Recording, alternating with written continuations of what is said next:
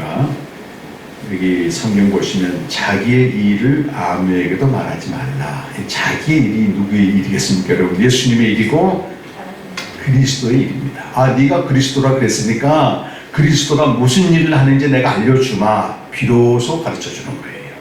그전에는 병자도 고쳐주고 귀신도 쫓아내주고 여러 가지 일을 했지 않습니까? 그런데 이제는 그리스도의 일이 뭔가 알려주마.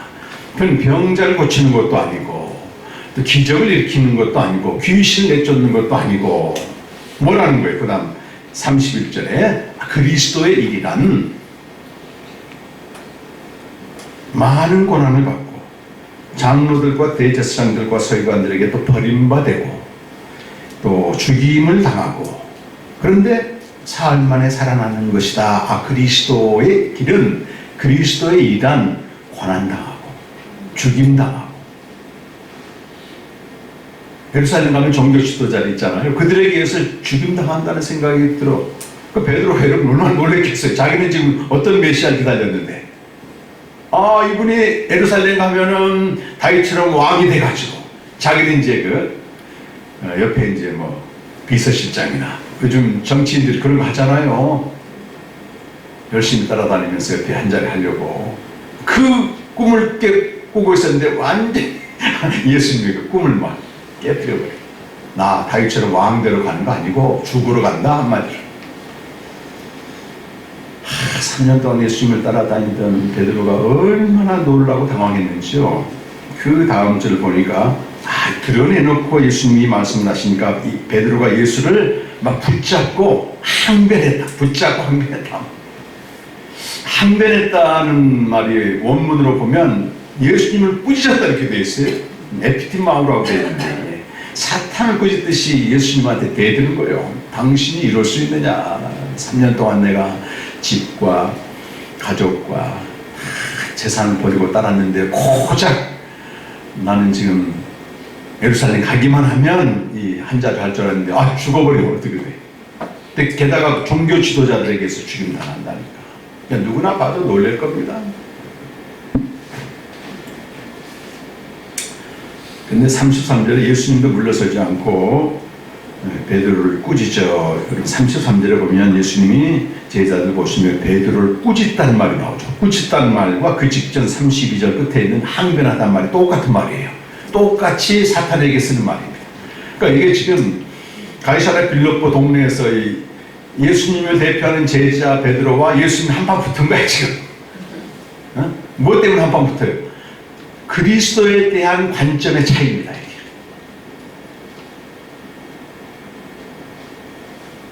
여러분 같으면 안 그러겠습니까?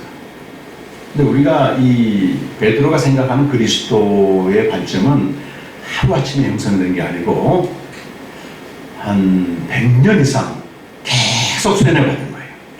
계속 배운 겁니다.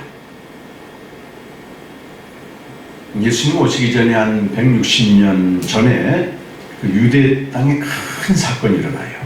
그 헬라의 왕들이 안티오코스 에피파네스라고 하는 왕이 이제 지형적으로 북쪽이 시리아고 가운데가 이스라엘이고 그 밑에가 이집트예요. 이렇게. 그러니까 이제 이스라엘은 조그만 땅인데 중간에 끼어 있는데 북쪽에 있는 시리아의 헬라 왕이 굉장히 강력한 왕이 나타났습니다. 이 사람이 저 아래 애국을 정복하러 갔다가 오는 길에 그 중간에 낀 이 예루살렘을 들려가지고 그 예루살렘 성전에다가 돼지피를 뿌리고 제우스 신상을 세워놔 버린 거예요. 근데 그 이스라엘 유대인들은 바벨론 포로에서 돌아온 지 한 516년에 BC 516년에 성전 다시 짓거든요. 성전 지으면서 오직 성전 중심으로 신앙생활 열심히 하고 있어요. 근데 그 거룩한 성전에다가 돼지피를 뿌려버리니까 얼마나 기가 막히겠습니까? 3년 동안 마카비 형제들이 일어나서 헬라 왕과 싸웁니다. 그래서 성전을 회복하는 거예요. 수전절이라고. 성전은 사수한, 저는 성전을 말하고 수전절이라고 하는 걸 아주 중요하게 지켜요. 그래서 예수님 당시에도 요한복음 10장 22절 보면 그 수전절을 지키기 위해서 예수님이 올라가잖아요.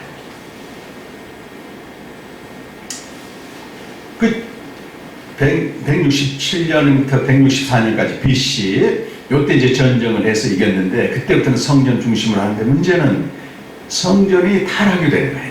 제사장들이 돈 받고 매관매직하고 이런 일이 벌어지니까 그들 중에서 이제 구별된 자들이 나타납니다. 그들이 누구냐면 바리새인들이요. 바리새인은 아주 예수님한테 야단맞아가지고 우리가 나쁘게 보는데요. 사실은 바리새인, 사도 바울도 바리새인 출신이에요. 니고데모도 바리새인 출신이고 제일 잘 믿는 사람들입니다. 한마디로.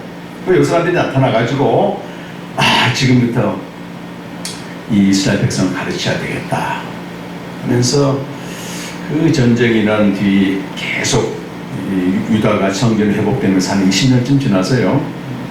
유일하게 독립왕국이 잠깐 생깁니다. 독립왕조가. 원래 이스라엘 나라가 없었지만 제사장을 중심으로 한 독립국가가 형성돼요. 그러면서 전 세계에 흩어져 있는 유대인들이 예루살렘으로 돌아옵니다. 이제 그 전만 해도 예수님이 사셨던 나사렛 그 땅은 완전히 이방 사람들이 가득했어요. 혼합신앙이 가득했습니다. 그 유대인들이 돌아올 거 아니겠어요? 지금 전 세계에서. 근데 그들을 계도하고 가르친 사람들이 바로 바리새인들이고 서기관들이라고 말해요. 서기관들이 가가지고 한 얘기가 뭐예요? 다 이거 같은 메시아가 온다. 그거 오기만 하면 우리 정치적으로 자유를 얻게 되고 신바람난의 세상이 열린다. 그렇게 이제 가르친 거예요. 그러니까 그 사람들이 계속 이 메시아가 오기만 기다리고 있었는데 메시아는 좀 특별한 능력이 있어야 될 거 아니겠습니까? 근데 예수라는 사람이 보니까 기적도 행하고 병도 고치고 하니까 막 사람들이 몰려가는 거예요. 야, 저 사람이 메시아다. 우리가 기다렸던 메시아다. 3년 따라다녔더니 예수님 말해요. 나는 너희들이 기다리는 그런 메시아가 아니고 죽는 메시아다. 이렇게.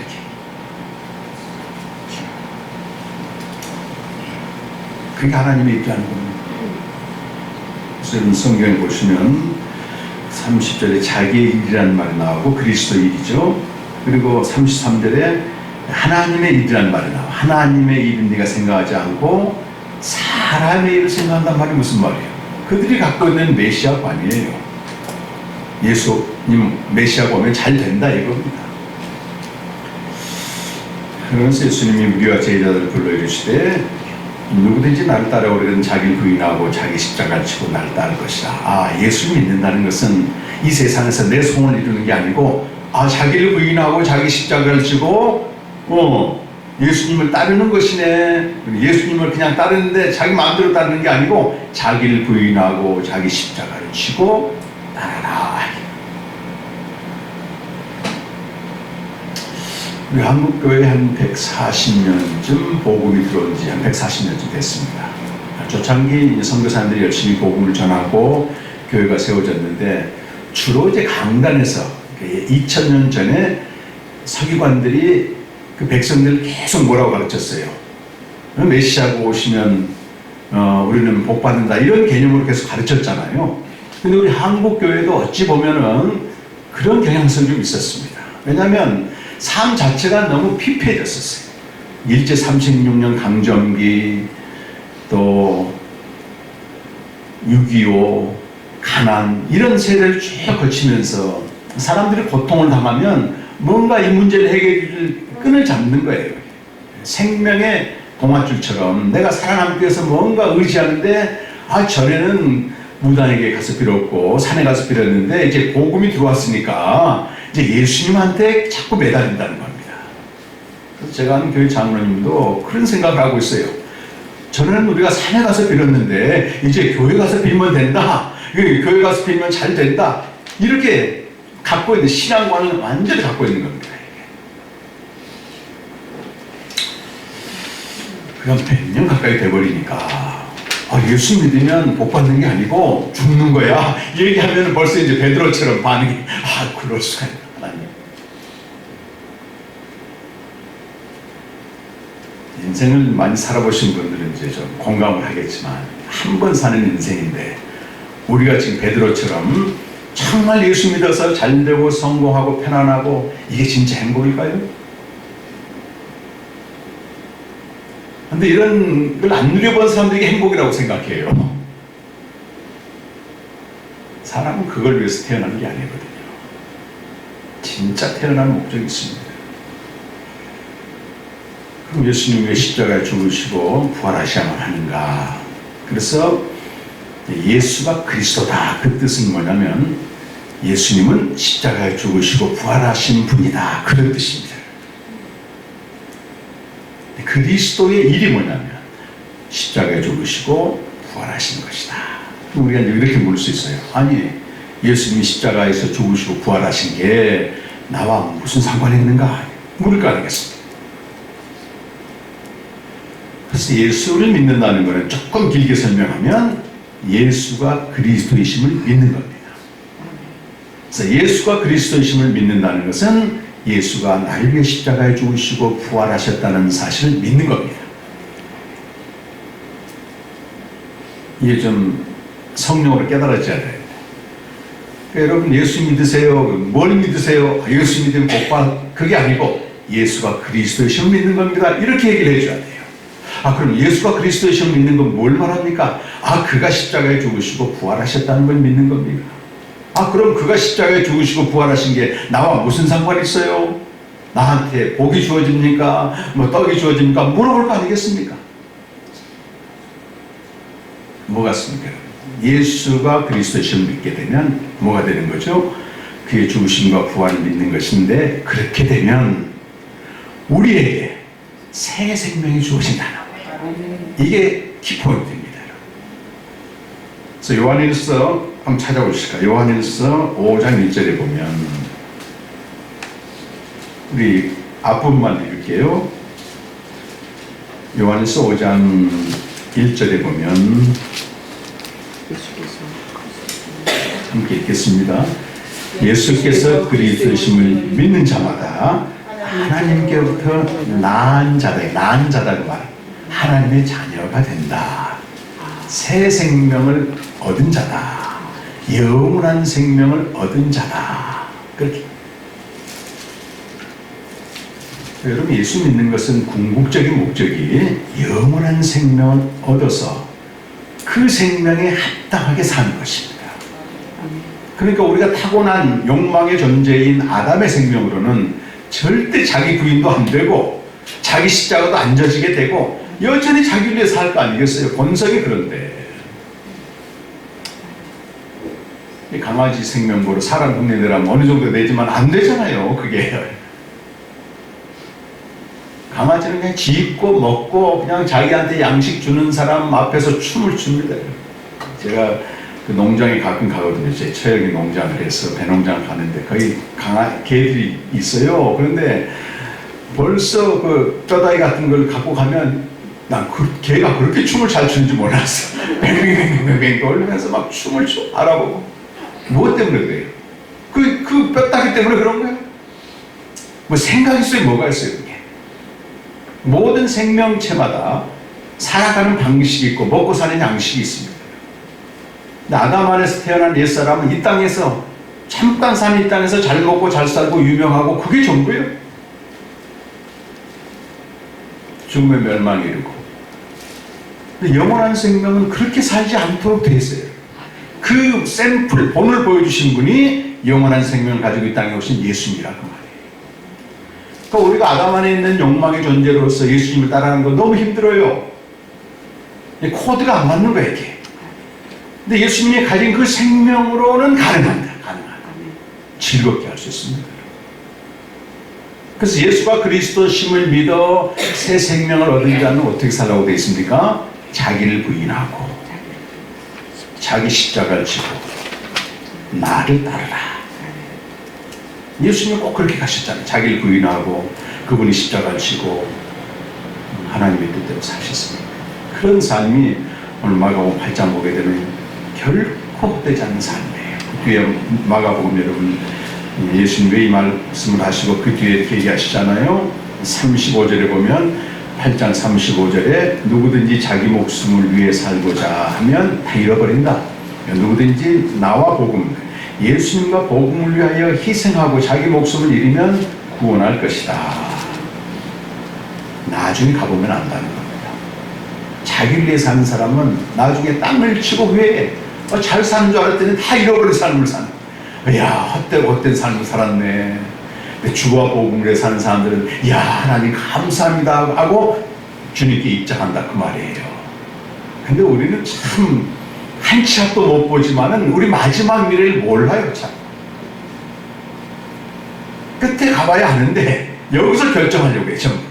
그러니까 조금 더 많이 가진 사람 부러워하고 조금 없는 걸 그냥 원망하고 그게 아니거든요. 예수님 마지막을 다 보여준 거예요.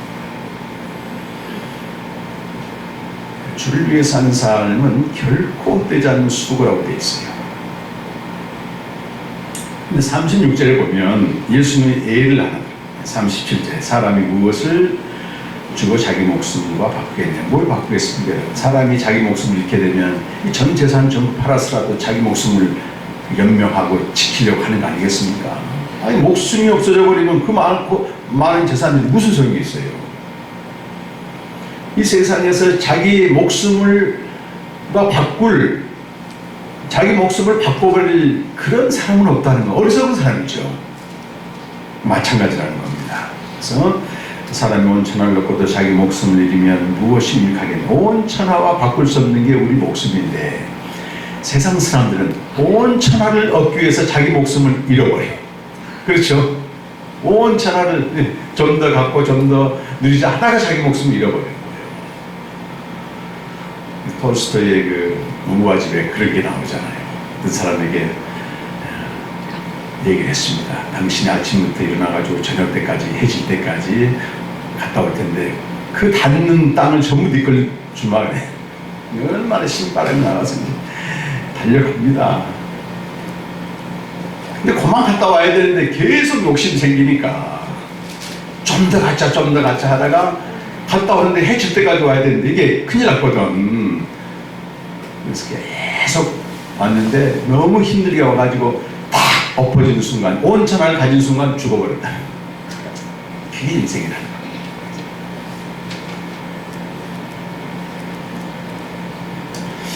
그래서 새 생명을 얻은 사람들이 어떻게 자기를 부인하고 자기 십자가를 지고 사느냐. 출발이 뭐냐면 생명을 가졌으니까 생명을 주신 분하고 같이 살아야 됩니다. 이것을 좀 신학적인 성경적인 말로는 생명의 교제다. 이렇게 말 생명의 교제. 요한일서 1장에 나오거든요. 생명을 가진 자는 하나님과 그 아들과 더불어 매일 교제를 해라. 그러면 우리 승대 형제가 엄마가 다 차려놓은 밥을 무상으로 먹듯이 우리가 자녀이기 때문에 하나님 아버지 집에 있는 모든 부유함을 다 누린다는 것입니다. 그 부유함이 뭡니까? 세상이 줄 수 없는 기쁨이에요. 세상이 줄 수 없는 평화입니다. 세상이 줄 수 없는 안식입니다. 이건 우리가 노력한다고 이 세상에서 얻는 게 아니에요. 고생하고 집을 샀대요. 거기에 평안한 잠은 주어지지 않습니다. 그렇지 않습니다. 우리나라 최고 부자인 그 누구예요? 삼성그룹의 이재용 씨. 이재용 씨도 잠을 못 자니까 그 잠자는 우유 같은 약 있잖아요. 그 뭐라 하시죠? 프로폴리스. 제가 작년에 발가락 수술하느라고 마취를 했는데 수면 마취하는데 프로폴 그걸 주는데 이야 정말 잠이 살았대. 그러니까 사람들이 잠 못 자는 사람들이 빠져드는 것 같아요. 그냥 개운하게 일어났는데 수술이 다 끝났어. 30분. 야, 이 맛에 바로 저걸 주사 놓는구나. 잠을 못 자. 이 한국의 최고 부자도 잠을 못 자는 겁니다. 그래서 하나님 아버지와 교제에서 바로 오는 것이 그 기쁨과 평화와 안식, 돈으로 살 수 없는 겁니다, 여러분. 그것이 있을 때 우리가 자기를 부인하고 자기 십자가를 지고 가는데 신앙생활 하다 보면 구체적으로 이걸 적용을 어떻게 하는가.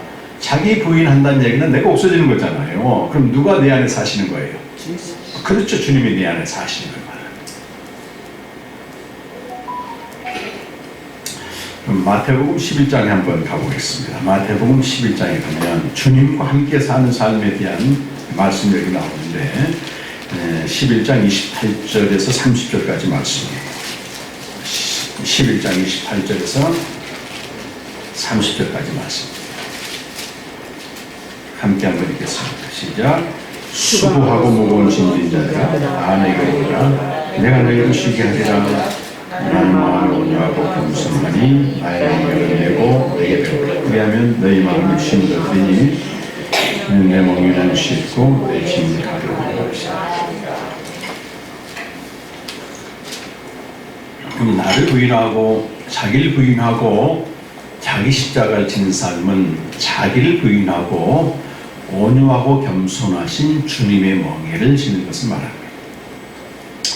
자, 한번 생각해 보세요. 지금 이때 당시 예수님이 누구에게 했는가 하면 율법의 무거운 짐을 지고 살아가는 유대인들에게 한 말이에요. 율법이라고 하는 것은 우리가 나쁜 의미로 받아들이면 안 되고 당시에 하나님을 믿는 사람들이 반드시 지켜야 하는 법입니다. 법. 그러니까 마땅히 내가 살아내야 되는 삶을 말해요. 마땅히 내가 감당해야 될 인생의 짐을 말하거든요. 근데 그게 너무 무겁다고 말해요. 예수님이 그들을 이렇게 부르시면서 수고하고 무거운 짐진 자들아 내게로 와라. 내가 너희를 쉬게 할 것이다. 그러면서 뭐라고 말씀하시냐면 짐을 좀 가져가면 좋겠는데 짐을 가져가시는 게 아니고 나의 멍에를 메고 내게 배우라. 멍에를 주신다는 건 멍에. 멍에가 뭡니까? 네? 멍에 같이. 그 옛날 시골에서 그 소에다 멍에를 메우잖아요. 그래서 밭 갈 때. 그렇지, 밭 갈 때 맞아. 밭 가는 게 얼마나 힘들어. 근데 생각을 해보세요. 소에다가 멍에를 안 매주고 그냥 밭을 가려면은 소의 살이 터지고 피가 나고 온통 생채기가 날 거 아니겠어요? 근데 멍에를 탁 쥐어주게 되면 똑같은 일인데 쏴 난다고 말이에요. 근데 우리 모든 인생들은 당시 유대인들처럼 마땅히 져야 될 짐이 있다는 겁니다. 이걸 피할 수가 없습니다. 우리 인생의 주권이 하나님께 있기 때문에 내가 어쩌다가 남편을 먼저 떠나볼 수도 있고 또 어떻게 하다가 또 갈라설 수도 있고 그럼 내가 혼자 자녀 다 길러야 되잖아요. 근데 내 혼자 짐을 지게 되면 계속 생채기가 나다. 그래서 우리 안에 원망과 시비와 한이 쌓이게 되어 있습니다.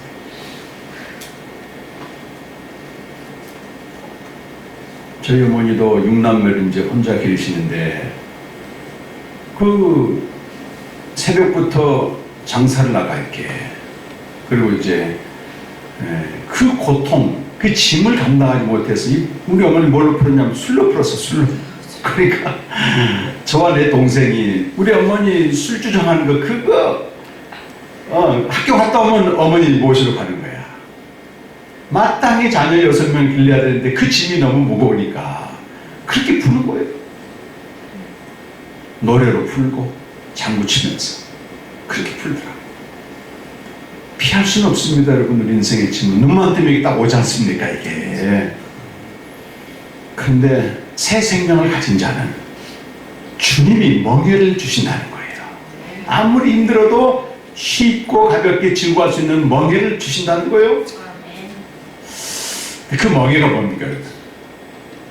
온유하고 겸손한 멍에라구나. 예수님이 그 멍에를 지고 모든 인류의 죄를 담당한 그 엄청난 짐을 지고 가신 거예요, 예수님이. 온유하다 그 말은 자기 뜻을 하나님의 뜻에 복종시키는 거예요. 온유하다 그 말은 원래 사나운 짐승을 길들인다 그 뜻이거든요. 근데 예수님은 그 길 가신 거예요. 그 겟세마네 동산에서 할 수만 있으면 네 짐, 이 잔을 좀 옮겨 주옵소서. 그러나 내 뜻대로 하지 마옵시고 아버지 뜻대로 하기로 하면 그러면서 그 짐을 지고 가신 거예요. 그 하나님과 똑같은 분이 사람의 몸을 입고 오고 가장 겸손한 자세로 겸손한 자의 모습으로 와가지고 십자가에 죽기까지 복종하면서 그 짐을 지고 가시는. 여러분, 우리 중에 어떤 사람도 예수님만큼 짐이 많은 사람이 없다니까요. 우리는 한 사람의 죄 담당하기 힘들잖아요. 자녀들이 막 살고 그냥 주야로 바뀌어가지고 하고 우리 지난주에도 우리 청년 제자 한 명이 저한테 이제 긴 보고 왔는데 우리 아들은 그냥 밤이면 뭔지 유튜브를 계속 보다가 낮이면 그냥 하루 종일 잔다. 그걸 엄마로서 견딜 수가 없는 거예요. 어떻게 그 힘을 지겠습니까? 근데 예수님은 반역하는 저와 여러분과 모든 인류의 죄를 짊어지고 가시잖아요. 그 우리에게 알려주는 거예요. 너희가 온유와 겸손의 멍에가 아니면 절대 너희 짐을 지지 못한다. 생채기만 난다면 생채기. 날마다 자녀들과 싸우고 다투고 집안의 전쟁이 전쟁. 자기 뜻이 없어져야 돼요. 자기 뜻이 없어져. 그래서 우리 인생은 내가 주관하는 게 아니고 사실은 하나님이 전부 주관. 왜? 그분이 책임지고 지금 가는데 내가 그분이 안 보이니까 내가 산다고 생각해. 어제 우리 캠프 때 우리 부대표 목사님, 조영 목사님 마지막 강의를 했는데 출애굽에 대해서 강의 좀 하시더라고요. 근데 저도 많이 들었던 말씀이거든요. 근데 출애굽기 3장 9절에서 10절 딱 펴서 읽더니 하나님 뭐라고 말하냐면 그 40년 전에는 모세가 주체가 돼서 하다 실패했잖아요. 근데 출애굽기 3장 9절에 40년 지난 다음에 하나님이 나타나셔가지고 내가 내 백성의 고통을 듣고 내가 내 백성의 고통을 보고 내가 내 백성을 건져내. 전부 누가 하나님이 내가 한다는 건 내가. 그럼 모세는 뭐예요? 하나님 따라가면 되는 거지. 말씀을 순종만 하면 되는 거잖아요. 근데 이스라엘 백성들은 착각한 겁니다. 모세가 인도한 줄 알았어요. 그러잖아요. 이스라엘 백성들이 하나님이 광야인 인생을 인도한다 생각하게 되면 물이 없어도 걱정할까 안 할까? 하나님이 인도하니까 걱정 안 하겠죠. 그분의 전능하신 그분이 가라고 해서 가고 있는데. 근데 모세가 인도한다 생각하니까 자꾸 모세에게 원망을 하는 모습. 교회도 누가 인도하고 있습니까, 여러분? 하나님이 인도하시고 주님이 인도하시는데. 그게 안 보이니까 자꾸 목사님에 대해서 목사님 왜 이렇게 하냐고 저렇게. 우리 인생 전체를 놓고 보면 시편 105편에 있는 것처럼 실제는 사람이 움직이는 것 같지만 요셉의 형들이 요셉을 팔아넘기고 못된 짓 했지만 시편 105편 19절에서는 내가 했다 이렇게 말씀하시는 거예요. 구원을 이루기 위해서. 그러기 위해서 우리는 정말 하나님이 하신다고 믿어지게 되면 나를 부인해야지. 내 생각을 내려놔야지. 내 생각을 주장하고 내 생각을 관철하게 되니까 계속 고통이 오는 거예요. 저도 늘 이것 때문에 힘듭니다. 지도자 이제 대표하다 보니까 어떤 문제를 결정할 때 이제 하거든요, 결정을. 근데 이게 주변에서 좀 이거 아니다 반발하면 그냥 내려놓으면 되는데 그냥 밀고 가. 대표의 어떤 뭐 대단한 것도 아닌데도. 그러다 보니까 관계들이 힘들어지게 되고 짐이 너무 무거워. 근데 그걸 탁 내려놓으니까 말이죠. 정말 살맛이 나더라고요. 그래서 이제 한 30명 가까이 캠프에 오셨는데 제가 마지막에 이제 그 강의를 듣고 그랬어요. 하나님이 여러분을 오게 하셨다. 하나님이 여러분에게 듣게 하셨다. 하나님이 여러분에게 깨닫게 하셨다. 하나님이 여러분은 생명을 인도할 거다. 나는 걱정 하나도 없다. 뭘 걱정해, 하나님도 하시는데. 내가 이 짐을 지고 내가 캠프를 하고 내가 은혜를 쓴다 생각하면 그때부터 이제 고통이 겪고 하나님이 다 하시는데 나는 따라가면 된다. 따라가. 아멘. 예수님이 네가 해라 안 그러고 자기를 부인하고 자기 십자가 지고 나 따르라 그랬지. 그분이 하신다고 하잖아요. 여러분 크고 작고 많은 문제들이 있고 올해도 각자 이제 짐들이 있을 거예요. 각자 얘기 들어보면 안타깝죠. 어떻게 그 짐을 지고 하루 살아낼까 하는 그걸 주님은 더 잘하십니다, 여러분. 그 과정에서 찢겨지고 고통나고 다 하시기 때문에 어떤 사람의 부정적인 모습이 드러났을 때 우리는 그걸 감당할 수가 없어요. 그러나 주님은 어떻게 대하시는가 하면 진지하게 대하십니다. 생명의 동아줄로 네가 그랬기 때문에 지금 살아있는 거다. 그걸 이제 넘겨야 돼요. 멍에라고 하는 거는 주님은 온유와 겸손의 멍에로 지금 가고 있는데 내가 엉뚱하게 내 멍에를 제시해버리면 억장이 날 거 아니겠어요. 그러니까 힘든 겁니다. 그래서 내가 내 짐이 하루에 일어나서 저도 하루 뭐 3시간씩 말씀 묵상하고 이게 짐이에요. 짐 어떻게 보면. 근데 내가 한다면 너무 힘들어. 근데 매일 주님께 자백합니다. 내가 하는 게 아니고 주님이 좀 해주세요. 기쁘게 하거든요. 어떤 분 그래 어떻게 매일 3시간씩 말씀 앞에서 그러고 있냐. 근데 주님이 온유와 겸손한 마음을 주면 쉽게 하게 되고 내 생각이 들어가면 또 힘들고 이것과 싸우는 거예요. 그래서 내 짐이 마땅히 져야 될 짐이 힘들고 고통이 된다면 빨리 깨달아야 됩니다. 내가 지금 온유와 겸손의 멍에를 메고 있는가? 이걸 아니면 벗어버렸는가? 금방 답이 나오죠. 금방. 그럼 어떻게 하면 돼요? 날 부인하면 되는 거예요. 대단하지 않는 나를 주장하지 말고 부인하고 죽기까지 복종하신 주님의 겸손. 겸손은 뭐죠? 네가 나보다 낫다는 강사. 아무리 내가 이 GL 미션 대표지만 우리 지체들이 나보다 낫다. 이 집사님 의견이 맞습니다. 계속 이렇게 가는 거예요. 말을 따르라 그건 아니죠.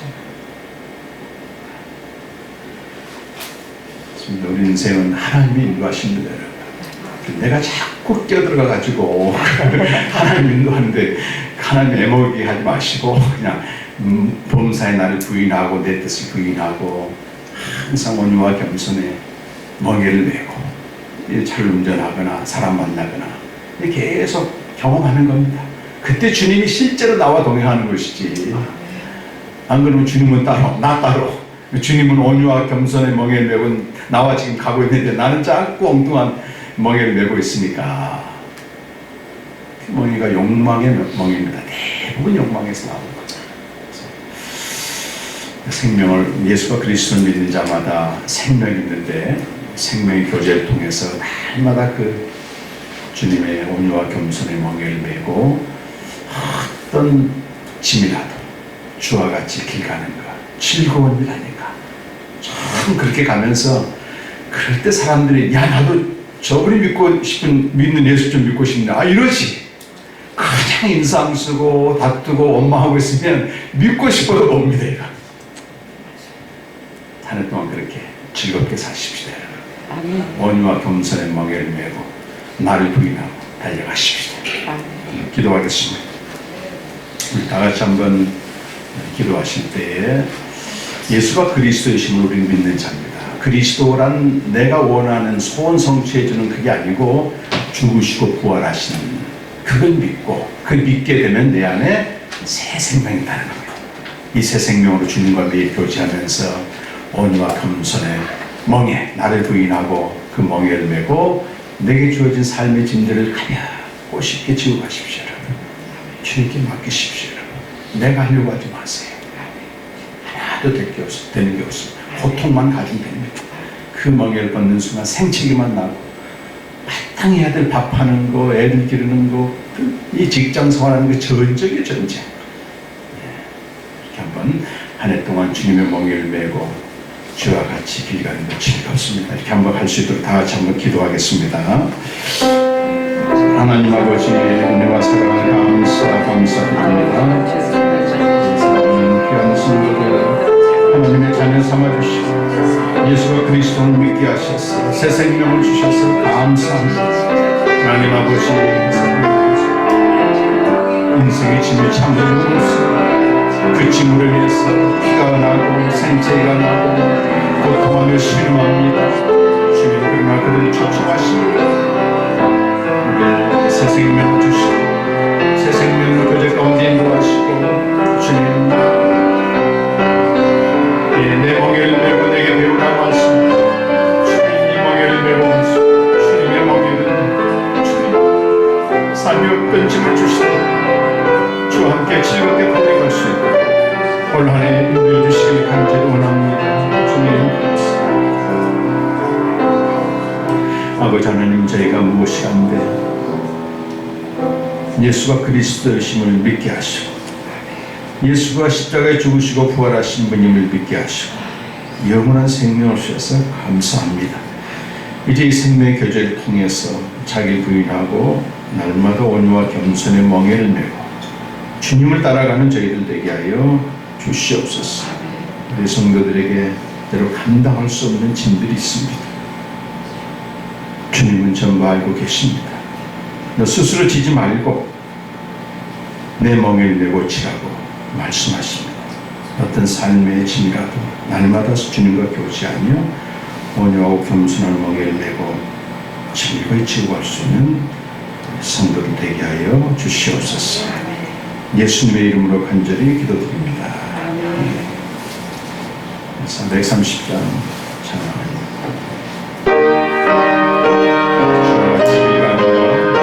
즐거운 여행이니까 주와 같이 길 가는 것 즐거운 길 가린다. 우리 주님 걸어가신 발자취를 밟겠네.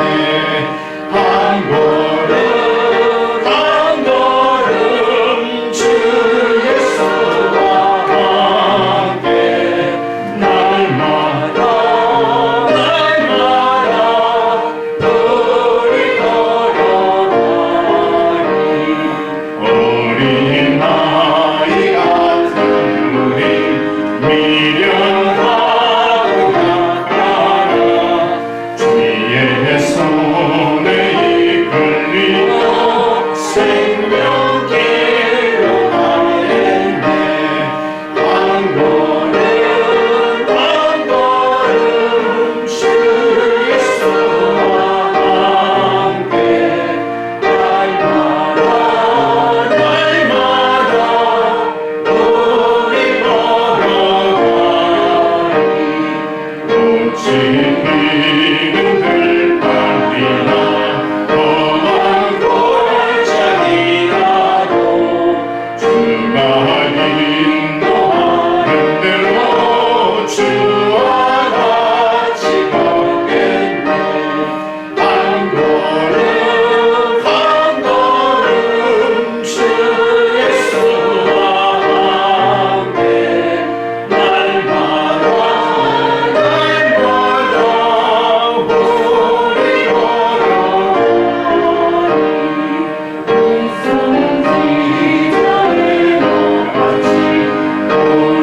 성지자의 같이 우리들도 천국에 은려 올라갈 때까지 주와 같이 걷겠네.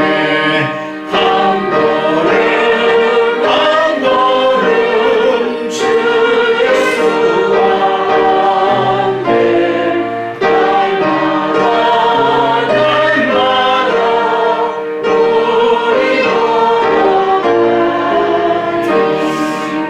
자기를 부인하고 이렇게 이 멍에를 지고 가는 것은 한 걸음 한 걸음 달려갈 수 있는 길이 아니에요. 매일매일 날마다 기도하겠습니다. 하나님 아버지 감사합니다. 우리 삶의 또 과제와 짐과 많은 것들 주셨는데 우리 스스로 지려고 했다면 우리 멍에를 내려놓고 주님의 온유와 겸손한 멍에를 치고 즐거이 한 걸음 한 걸음 갈 수 있도록 성도들에게 은혜를 베풀어 주시옵소서. 귀한 물질 구별하여서 드렸습니다. 주님, 물질을 신으로 섬기는 이 시대에 오직 하나님만이 나의 신임을 고백하며 물질을 다스리게 하시고 매이지 않게 하시고 주께서 주신 것을 고백해 드릴 때 우리 삶의 모든 영역에 하나님의 때를 따라 돕는 은혜로 채워주시며 성도들의 가정과 자녀와 그들의 진로와 모든 사업과 직장과 하는 모든 일 가운데 두리문 목사님 가운데 함께 주셔서 하나님은 선하시고 인자하심을 보게 하여 주시옵소서.